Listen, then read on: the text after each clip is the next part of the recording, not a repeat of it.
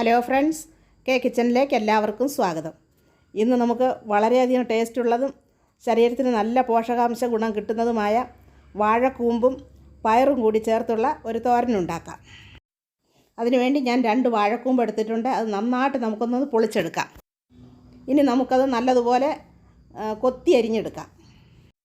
അതിനുശേഷം നമുക്ക് സ്വല്പം വെളിച്ചെണ്ണ കയ്യിലെടുത്ത് അതിലേക്ക് തൂത്ത് കൊടുക്കാം. അപ്പോൾ അതിൻ്റെ കറയൊക്കെ അങ്ങ് ഇല്ലാതാകും. ഈ വീഡിയോ ഇഷ്ടപ്പെടുകയാണെങ്കിൽ സബ്സ്ക്രൈബ് ചെയ്യണം, ലൈക്ക് ചെയ്യണം, കൂട്ടുകാർക്കെല്ലാം ഒന്ന് ഷെയർ ചെയ്ത് കൊടുക്കുകയും വേണം. ഇനി നമുക്ക് ഒരു കപ്പ് പയറെടുത്ത് അതിൽ വെള്ളം ഒഴിച്ച് നമുക്കൊന്ന് വേവിച്ചെടുക്കാം. പയർ വെന്തതിന് ശേഷം നമുക്ക് ആ വാഴക്കൂമ്പ് അതിലേക്ക് ഇട്ട് കൊടുക്കാം. എന്നിട്ടൊരു സ്പൂൺ കൊണ്ട് നന്നായിട്ടൊന്ന് ഇളക്കിയിട്ട് നമുക്കൊരു അടപ്പ് കൊണ്ട് അതൊന്ന് അടച്ചു വെച്ച് കൊടുക്കാം. ഇനി നമുക്കതിൻ്റെ മസാല ഉണ്ടാക്കാം. ഒരു മുറി തേങ്ങ ചിരകിയെടുത്ത് അതിലേക്ക് 1/2 ടീസ്പൂൺ മുളക് പൊടി, 1/2 ടീസ്പൂൺ മഞ്ഞൾപ്പൊടി, 1/2 ടീസ്പൂൺ ജീരകം, 2 അല്ലി വെളുത്തുള്ളി ഇതൊക്കെ ഇട്ട് നമുക്ക് നന്നായിട്ടൊന്ന് ചതച്ചെടുക്കാം. അവസാനമായിട്ട് സ്വല്പം കറിവേപ്പില കൂടി അതിൽ ചേർത്ത് ഒന്ന് ചതച്ചെടുക്കാം.